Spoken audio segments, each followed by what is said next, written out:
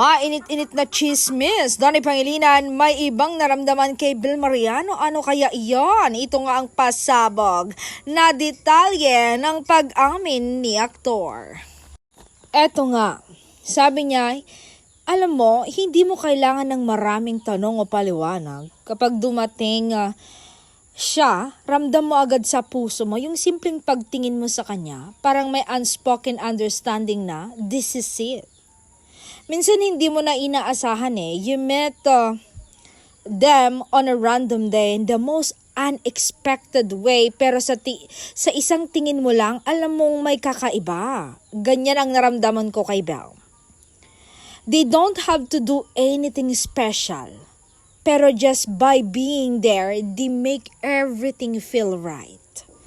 Yung ang saya sa pakiramdam na finally, dumating yung taong para sa akin.